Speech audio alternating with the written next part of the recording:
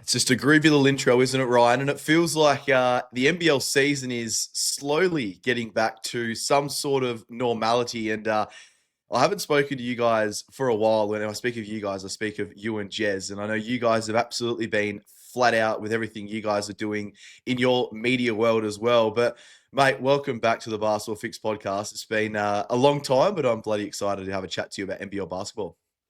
Mate, it has been a while and there's been so much that's been going on. We've been following in the background, so much happening with the basketball fix.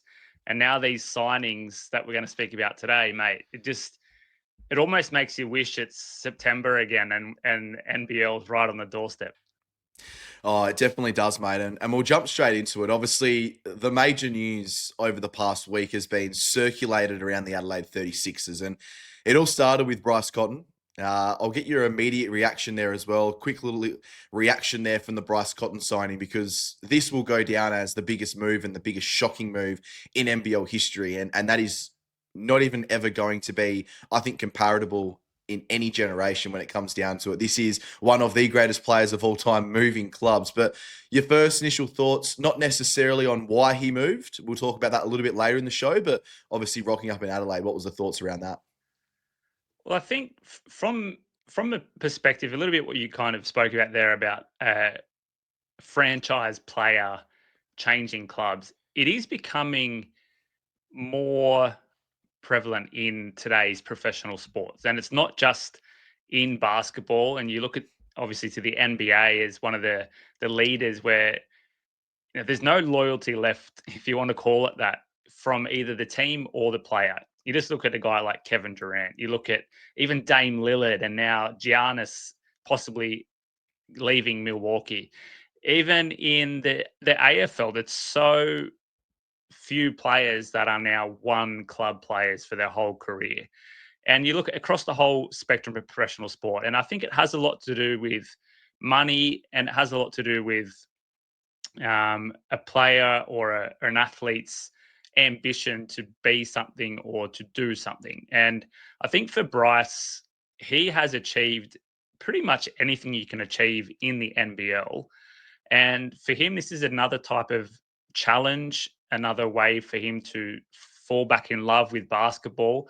And there were rumblings, just even minute rumblings over the past season about his life in Perth and what all his relationship with the club, the coach, and all that kind of thing.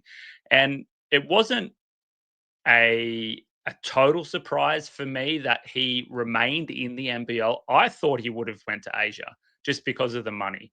And if you're going to leave Perth, then go to Asia, get your bag, and then set yourself up even more for the rest of your life with your family. But I think staying in Australia probably has a lot to do with his family, that maybe they don't want to have that extra burden of having to live in Asia and figure all that stuff out again. They can live in Australia, they can speak English, and they can, not uproot their lives so much compared to the trip to Asia. That he ended up at Adelaide, of all places, that shocked me. That shocked me, definitely. But, mate, there's so much to unpack about this. Now, there definitely is, and obviously I'm not going to reveal my thoughts on here. Once again, we've obviously dropped an episode of the Wildcat Wrap, and that's done incredibly well on our YouTube channel as well. So go and check that episode out. All my thoughts and everything around that sort of process. And I guess the decision for Bryce to sign in Adelaide, I've had my whole spill over there. I will be releasing an episode, though, later this week where I break down both podcasts in depth a little bit more and really dive into some of the issues at hand from both a Bryce Cotton perspective and also a Perth Wildcats perspective as well. But, mate, the news just continues to roll on. You're a resident Adelaide 36ers supporter. I know that was the thing to start last NBL season before you made the slight little switch to the championship winners, the Illawarra Hawks. But Montrezl Harrell, this had been brewing for a little while. I'd spoken to a couple of high-profile sources over the past week, and one of them in particular, I'm not going to reveal his name, basically told me this was a 0% chance. And I kind of thought, okay. And then another source told me it was a 60 to 70% chance. And another source told me it was going to be announced this coming Friday at the members' lunch. And then it happens today. And it happened in a very, very quick way. And I think there was, from what some of our sources have been telling us, there was some sort of a conversation, and it probably took a little bit longer to come out due to the Adelaide 36ers wanting him to sign a 2-year deal. Eventually, he comes out with the 1-year deal, which apparently is what he wants a little bit more. But Montrezl Harrell and Bryce Cotton teaming up in Adelaide with Isaac Humphries, Dejan Vasiljevic, and they're still looking for a high-quality power forward as well to go with this lineup. What on earth is happening in Adelaide? Well, mate, just getting Montrez back to the NBL, I think, is a massive coup for both Adelaide and for the league. Because say what you want about the guy, but eyes were on him. He was making headlines, and I love the guy. I think ever since he played for the Clippers, they're my team in the NBA. I fell in love with him. His dedication to the team, his work ethic, and just the way he goes about it. He's a bit of a showman, and I like that because you don't see it so much in basketball, especially in the NBL. So getting him back in the league, I think, is fantastic. A 1-year deal, 2-year deal. Hey, look, these imports, they don't move your franchise needle over the long term. So for Adelaide to get him at all, I think it's better to get him on a one year than not. Hey, great if you get him for 2 years, you can work in a system, but you're not building a team around him. So it's not like you get him on 2 years, like, oh, okay, next year it's our year. It's like, well, you got to go all in. If you got him, you got to go all in. And so I think the 1-year deal, it's fine. They'll make it work. There's a lot that I'm hesitant about this team, and it kind of flowed from the thoughts I had last season. I don't think they weren't a great team last season. They had some great individual players, and their defense was disgusting. And it was pretty much the top 5 guys or top 6 guys that played, and everybody else sat and watched. I don't know if those things are fixed with Bryce Cotton, just essentially replacing Kendrick Davis. Is Kendrick a better defender than Bryce? Probably. Is Montrez going to be any better than what he was last year? Probably not. It's probably going to be the same. So what does this do for the Adelaide 36ers in their quest for a championship? Does it move the needle, mate? For me, it doesn't. It's an interesting take because I think it does. Like, I think we'll just jump into this next segment because obviously we've kind of segued there anyways. We've obviously, can this team win the championship? But I think they can. And obviously Kendrick is a better playmaker at this stage, you'd probably say. But then I think Bryce has got a well and truly bigger arsenal when it comes to scoring. And Yep. Bryce hasn't played with an as good of a scorer next to him as Dejan Vasiljevic in some time. And that's going to really help Bryce, where we always spoke about it when we were talking about the Perth Wildcats, where Bryce was unable to get going in certain games purely based around the fact that there was no one else really to stop when it came down to when you shut Bryce down, it was basically shut the Wildcats down. Well, I think those questions go away because now you've got a dominant man inside like Montrezl Harrell or Isaac Humphries. You've still got a dominant sort of outside scorer as well with Dejan Vasiljevic. And then on top of that, you've gone out and grabbed some really, really high quality local depth in Isaac White, in Flynn Cameron, and Michael Harris as well to really start that core building off the bench. So I really like what they've done from an organization standpoint. And it just seems like the ownership, the GM, the coach, Mike Wells, has basically just said, fuck you, NBL. We're going to go and spend as much money as we possibly can. We're going to build this team. I don't care what it costs us. We want to win a championship. And I think this year we're going to see Mike Wells start to really implant himself on the NBL structure. He's been an NBA coach and an assistant coach for a long period of time, and it's a completely different game. You got to get your head around the style of the play over here, and that's why some coaches have struggled when they've come from the NBA systems, and that's why some coaches have really done well early on because they've been able to adapt very quickly. So I like Mike Wells. I think he's a great people leader. I know all reports last season. I think I'm ready to put to bed the basket case organization as of right now, because I just think they've gone out and grabbed some really high quality individuals. I'm a massive fan of Michael Harris. I'm a massive fan of Isaac White. Flynn Cameron has developed in Melbourne United system, a high character system as well. Bryce Cotton is a culture setter and a team leader. Massive acquisition as well. So there's now some clear guys in the locker room who now readjust, I think, their presence and even their culture as well for Mike Wells to basically a compliment as a coach and to get this team rolling. But do you think But this team right now? how do you You think go. it works with? I mean, you have the evidence in front of you from last season about how they used their rotations, or moreover didn't use their rotations, and there was some sort of, I don't know what you call that, not miscommunication, but the team wasn't gelled. So, Isaac and Dayan and those guys, there wasn't a clear hierarchy. There wasn't a clear message about how these guys are going to play and how the backups play in. And you could see that out on the court. Do you see that, just in one off season and with all these new guys coming from different clubs, obviously what I can take from is you seeing that automatically is going to come together and gel. And despite the coach not doing that last season, he had talent on the bench last season. Not great talent, not this talent, but he had talent and didn't use it. Yeah, I personally do see him. And I think it comes down to a couple of things as well. Is they've had some sort of continuity now in the roster. This is the first time now that they're going to go into a second season essentially in 6 years with the same coach going into it. So continuity with the coaching staff, continuity with some sort of the roster as well, with obviously Dejan Vasiljevic and also Isaac Humphries coming back. And like I said, high character guys coming into the squad, which is super, super important. You look at Isaac White, for example. He's grown up in the Brian Gorge and Illawarra Hawks era, the Scott Roth era at Tasmania, and then obviously most recently with Justin Schuler. High quality and culture individuals as well. Now, I'm not necessarily saying that those guys are going to go out there and give you 15 plus points per game, but they're going to help you when it comes to culture and the buy-in because those guys are 100% bought in as well. And you add that on top of the fact that we questioned their depth all last season.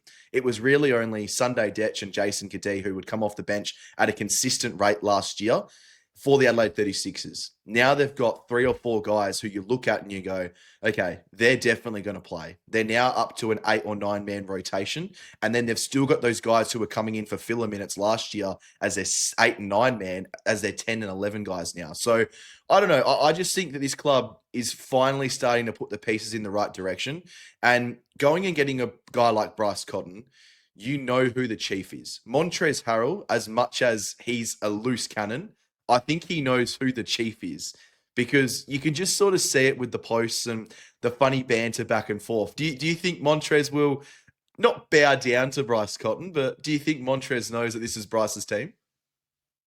I it's funny because this is the exact question I was going to ask you. Montrez Harrell does not have a problem this team being somebody else's, but there's another guy in this locker room that will have a problem, and I'm worried that that could infect the team. And I think you're speaking of Dejan Vasiljevic. Am I He bang was on? given the keys to the city, the keys Yeah. to the arena, the keys to the team, the front office. It was his team. And now, not only have they all last year kind of just said, oh, I don't know, you don't know the conversations internally, all right? You just hear what you hear outside, and maybe we're completely off the mark here. But he wasn't the number one guy even last year.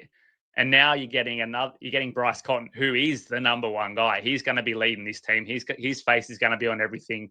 He's going to be the new Adelaide. And right behind him, right on his right shoulder, it's going to be Montrez. And then Yeah. somewhere in the background, maybe DJ's there. And Yeah. I question whether or not he's going to buy into that. The possibility is as well, Josh, that might be DJ's spot. Okay, maybe the pressure was too much for him to be number one, to be the face of the team, to lead the scoring and be the guy. And maybe that it turns out that, hey, this is DJ's he's number 3. He's a great, backup guy on the team, but one of the best scorers, and that's his spot. If that turns out, fantastic for Adelaide, fantastic for DJ because I like the guy.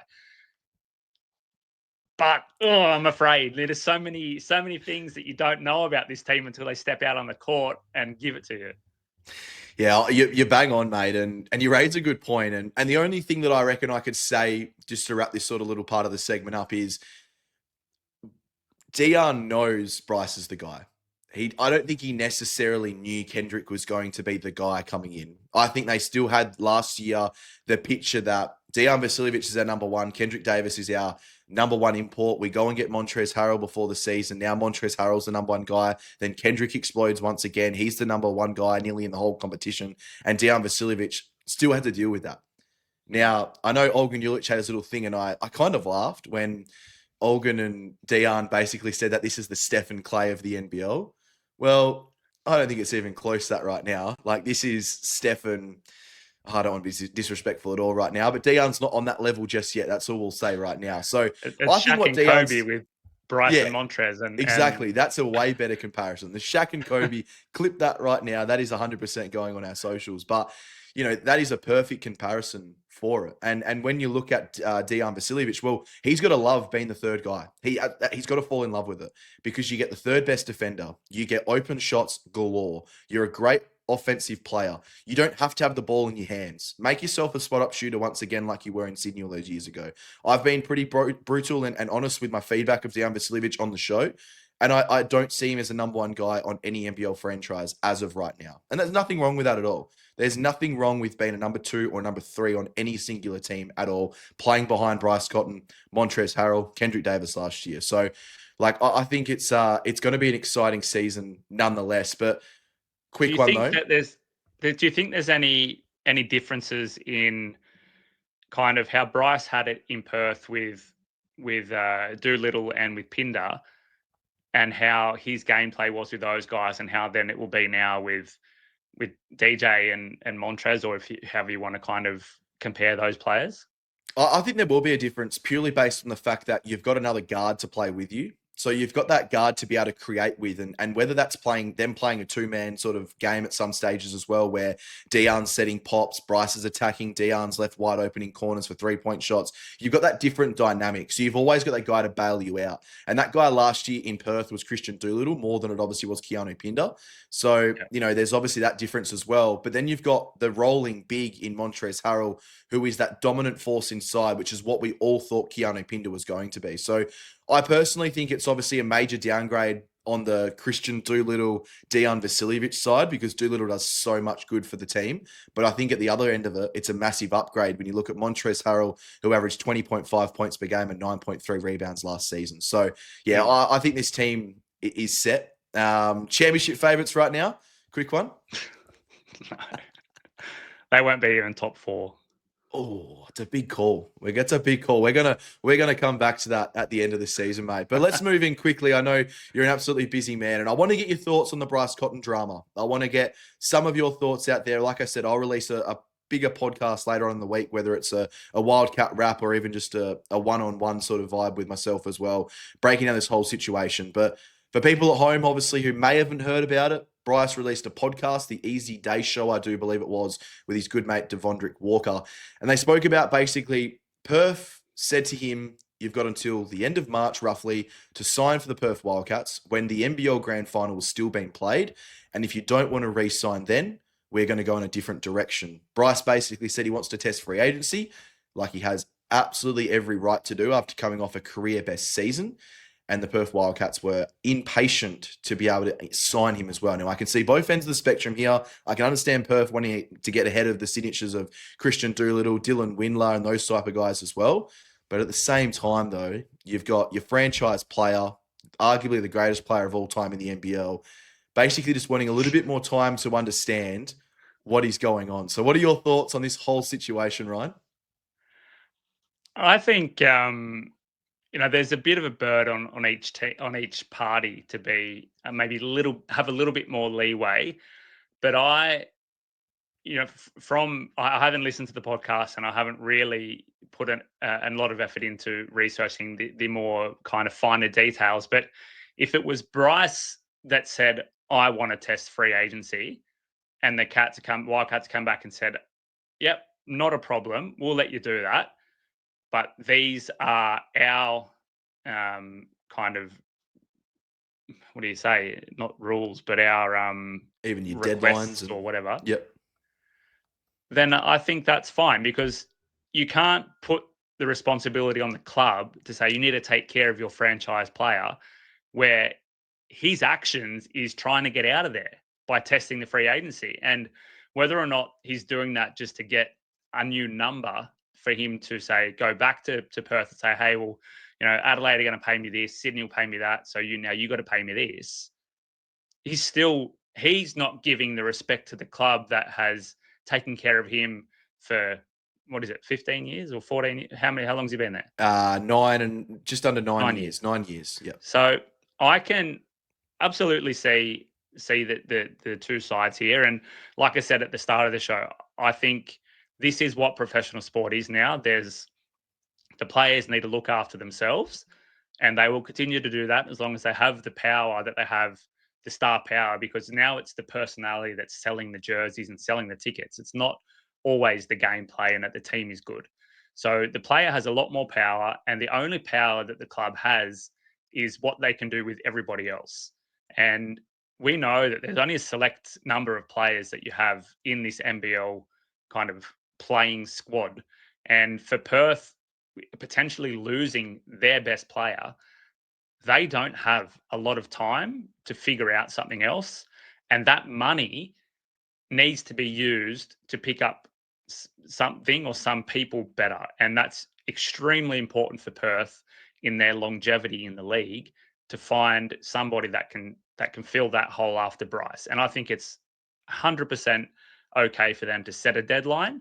And if Bryce doesn't like it or doesn't live up to it, then hey, that's what it is. And in 10 years' time, you're going to look back and you're going to say, okay, it was not great, but we were able to go from there, and we were able to pick up this guy, or he was able to take a bit more space, and we still made finals. We still made the playoffs. So yeah, I don't have a problem with it. Yeah, it's such an interesting one because Mark Arena is getting called Nico Harrison, which is just unbelievable. And I think you're bang on in terms of the perspective of, obviously, the team have got to look in the direction. They've got to look after themselves first, just as much as Bryce has got to look after himself as well. And I wonder if it's a little bit of like the NBL not wanting to turn into the NBA where the players run the league. Bryce, here you go. Have as long as you want. We're at the mercy of you right now. And the Perth Wildcats were not prepared to do that as well. But like I said, I'll release an episode later on in the week, obviously, with my old thoughts. I've got 4 pages worth of notes written up already. I've pretty involved into this, to be fair. It's consumed my life after the last couple of days. But Ryan, mate, obviously you guys are doing some incredible stuff over there at Ahead of the Game, and obviously bets.com.au.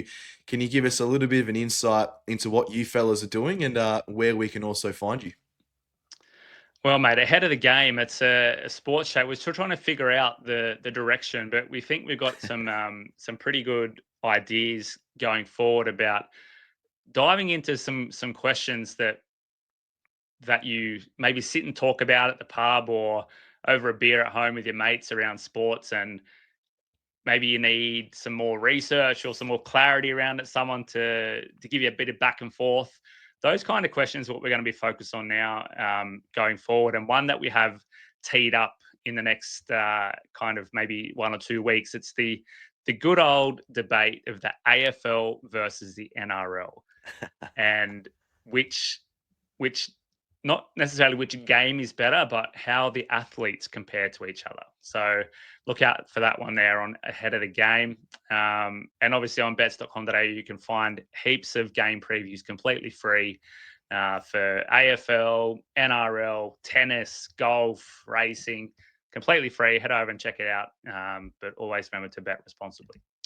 Definitely, mate. And the boys are absolutely busy. All the links will be down below in the description as well. So make sure you go check them out. Give them a like, give them a follow, subscribe on YouTube, all that sort of good stuff as well. Now, before we go, just want to quickly drop a little thank you and a little bit of a call to action as well. We are very, very close. We're a couple of days away now from releasing and picking the winners of the 2 NBA graded rookie cards of Josh Giddey and Dyson Daniels. So make sure you jump onto our socials at the Basketball Fix podcast on Instagram. Make sure there's a pinned post on our main grid there as well. Like, tag 2 friends, and be following the Basketball Fix. It's as simple as that. Cards are worth well and truly over the $350 mark as well. So get your hands on a couple of gems there as well from the boys at the Basketball Fix. But Ryan, mate, appreciate you jumping on today's episode, and I'm looking forward to what Monster and BC can do in NBL 26. But until next time, we hope you've gotten your basketball fix.